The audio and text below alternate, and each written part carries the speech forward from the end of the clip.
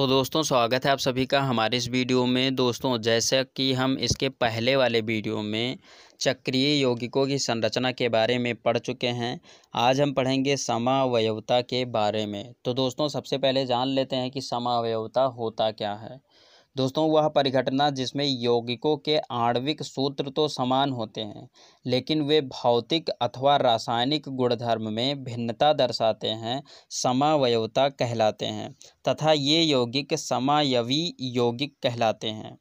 दोस्तों ऐसे यौगिक जिनका आणविक सूत्र समान परंतु संरचना भिन्न हो, संरचनात्मक समायवी कहलाते हैं एवं यह अवधारणा संरचनात्मक समावयवता कहलाती है। तो दोस्तों यहाँ पर हम एक उदाहरण ले लेते हैं और इस उदाहरण के माध्यम से हम समझते हैं। तो दोस्तों यहाँ पर हम ले लेते हैं C4H10 अर्थात ब्यूटेन को, और इसका हम सीधी श्रृंखला का संरचना करते हैं और एक शाखित श्रृंखला का संरचना करते हैं। अर्थात यहाँ पर हमको इसको क्या है कि दो प्रकार से हम यहाँ पर बताएंगे, जो कि यहाँ पर समावयवता को दर्शाएगा। तो दोस्तों पहली श्रृंखला के बारे में अर्थात सीधी श्रृंखला की संरचना के बारे में हम बताते हैं। तो दोस्तों यहाँ पर कार्बन की संख्या है 4 और हमें पता है कि कार्बन का जो परमाणु क्रमांक होता है वो होता है 6। अब अगर इसका हम इलेक्ट्रॉनिक विन्यास करें तो ये टूटेगा 2 और 4 में, क्योंकि हमें पता है कि कोष होते हैं K, L, M इस प्रकार से, और K में 2 इलेक्ट्रॉन भरा जाता है, L में 8 इलेक्ट्रॉन भरा जाता है, M में 8 इलेक्ट्रॉन भरा जाता है। तो दोस्तों यहाँ पर 6 ही इसके परमाणु क्रमांक हैं, तो K में तो 2 इलेक्ट्रॉन भर गया, इसका पहला कोष कंप्लीट हुआ। अब दूसरे कोष में 4 इलेक्ट्रॉन भर गए क्योंकि इसके पास 6 ही इलेक्ट्रॉन थे। तो दोस्तों यहाँ पर इसको 4 इलेक्ट्रॉन की आवश्यकता है, अर्थात यहाँ पर जितने भी कार्बन हैं उसके पास 4 इलेक्ट्रॉन है और 4 इलेक्ट्रॉन की आवश्यकता है। तो दोस्तों यहाँ पर हम सबसे पहले इन कार्बन को इस प्रकार से लिख लेते हैं और उसके बाद में अब ये क्या करेंगे, यहाँ पर जो हाइड्रोजन है वो है 10, तो 10 हाइड्रोजन को कुछ इस प्रकार से हम लिख लेते हैं। अब दोस्तों ये जो कार्बन है ये 8 इलेक्ट्रॉन कंप्लीट करने के लिए इन हाइड्रोजनों से ये साझा करेगा एक इलेक्ट्रॉन का। तो दोस्तों यहाँ पर अगर हम पहले कार्बन की बात करें तो पहला कार्बन यहाँ पर 3 हाइड्रोजन है, तो तीनों हाइड्रोजनों से एक इलेक्ट्रॉन का साझा कर लेगा। तो इसके पास 4 इलेक्ट्रॉन थे और 3 इलेक्ट्रॉन बाहर से मिल गया, तो कुल मिलाकर इसके पास 7 इलेक्ट्रॉन हो गए। अब अगर दूसरे कार्बन की बात करें तो यहाँ पर ये केवल 2 ही हाइड्रोजन से यहाँ साझा करेगा इलेक्ट्रॉन का, तो 4 थे और 2 का साझा किया तो 6 हो गया। इसी प्रकार तीसरे वाले के पास भी 6 हो जाएगा।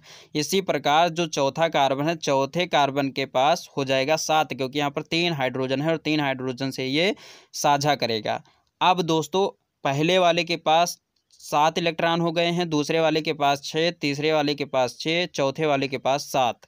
अब दोस्तों पहले कार्बन क्या करेगा, इस जो इसका 1 इलेक्ट्रॉन कम है उसको कंप्लीट करने के लिए ये दूसरे वाले कार्बन से 1 इलेक्ट्रॉन का साझा कर लेगा।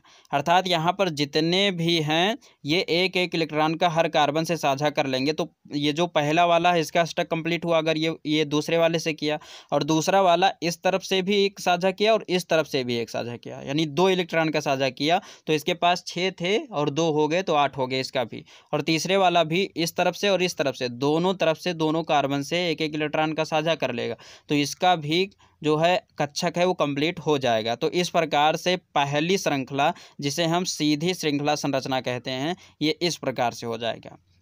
अब यहाँ पर हम शाखित श्रृंखला के बारे में बात करते हैं। तो दोस्तों यहाँ पर जो शाखित श्रृंखला है इसका मतलब होता है कि ये शाखाओं के रूप में होता है। यहाँ पर हम दर्शाते हैं, सबसे पहले तो यहाँ पर कार्बन 4 है, तो कुछ कार्बन में हम यहाँ पर 2 को सीधा कर लेते हैं और 2 को कुछ इस प्रकार से कर लेते हैं, अर्थात 4 कार्बन को इस प्रकार से व्यवस्थित करती है।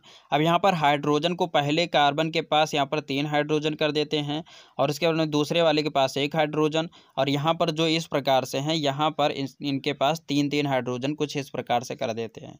तो इस प्रकार से हमने इसको व्यवस्थित कर दिया। अब दोस्तों यहाँ पर जो पहले कार्बन है इसके बारे में हम बात करते हैं। पहले कार्बन के पास 4 इलेक्ट्रॉन है और यहाँ पर 3 हाइड्रोजन है, तो 3 हाइड्रोजन से एक इलेक्ट्रॉन का साझा करेगा, हो जाएगा इसके पास 7 इलेक्ट्रॉन, क्योंकि 4 थे और 3 हाइड्रोजन से किया तो यहाँ पर हो गया 7। अब दोस्तों इसको 1 इलेक्ट्रॉन की आवश्यकता और है 8 कंप्लीट करने के लिए, तो ये कार्बन से 1 कर लेगा, ये दूसरे वाले कार्बन से 1 इलेक्ट्रॉन का साझा कर लेगा, तो यहाँ पर इसका 8 इलेक्ट्रॉन कंप्लीट हो जाएगा। तो कुल मिलाकर ये जो पहला कार्बन है ये संतुष्ट हो गया। अब हम बात करते हैं दूसरे कार्बन के बारे में। तो दोस्तों ये जो दूसरा कार्बन है इसके नीचे एक हाइड्रोजन है, तो इससे 1 इलेक्ट्रॉन लिया तो 4 से 5 हुआ। और ये जो कार्बन है पहले वाले कार्बन से 1 इलेक्ट्रॉन का साझा किया, तो यहाँ पर भी 1 इलेक्ट्रॉन मिला, तो कुल मिलाकर यहाँ पर 5 और 1 6 हो गया। अब इसके सामने 2 कार्बन है, तो दोनों कार्बन से 1 इलेक्ट्रॉन का साझा करेगा, तो इसका 2 इलेक्ट्रॉन और मिल जाएगा। तो ये कुल मिलाकर 8 इलेक्ट्रॉन इसका कंप्लीट हो जाएगा, अर्थात ये दूसरा वाला कार्बन भी संतुष्ट हो गया। अब हम बात करते हैं इन 2 कार्बनों के बारे में। तो दोस्तों यहाँ पर ऊपर वाले कार्बन के पास 3 हाइड्रोजन है, तो तीनों हाइड्रोजन से 1 इलेक्ट्रॉन का साझा कर लेगा। तो यहाँ पर 4 इलेक्ट्रॉन इसके पास थे और 3 हाइड्रोजन से किया, तो यहाँ पर हो गए 7। और उसके बाद में ये जो कार्बन है ये इस दूसरे वाले कार्बन से जो 1 इलेक्ट्रॉन का साझा हुआ है, तो यहाँ से भी तो 1 इलेक्ट्रॉन मिलेगा। तो कुल मिलाकर ये ऊपर वाले का भी संतुष्ट हो गया, अर्थात यहाँ पर भी 8 इलेक्ट्रॉन हो गया, इसका कक्षक कंप्लीट हो गया। ठीक इसी प्रकार इसके नीचे वाले के पास भी 3 हाइड्रोजन है, तो 3 हाइड्रोजनों से ये 1 इलेक्ट्रॉन का साझा कर लेगा। और 4 थे, तो 4 और 3 कुल मिलाकर 7 इलेक्ट्रॉन हो गए। और 1 इलेक्ट्रॉन का ये पहले वाले कार्बन से साझा कर लेगा, तो कुल मिलाकर यहाँ पर इसका भी कंप्लीट हो जाएगा कक्षक, क्योंकि यहाँ पर भी 8 इलेक्ट्रॉन हो गए। तो दोस्तों इस प्रकार से जो श्रृंखला बनती है इसको हम बोलते हैं शाखित श्रृंखला संरचना। तो दोस्तों ये हो गया समवयवता। दोस्तों उम्मीद करता हूँ वीडियो अच्छी लगी होगी। वीडियो अच्छी लगी तो प्लीज़ लाइक कीजिए। और दोस्तों यदि आप नए हैं हमारे चैनल पर तो चैनल को सब्सक्राइब कर प्रेस कर लीजिए बेल आइकन को, जिससे आपको नए वीडियो का अपडेट मिलता रहे। तो दोस्तों बस यहीं पर दीजिए इजाज़त। जय हिंद, वंदे मातरम।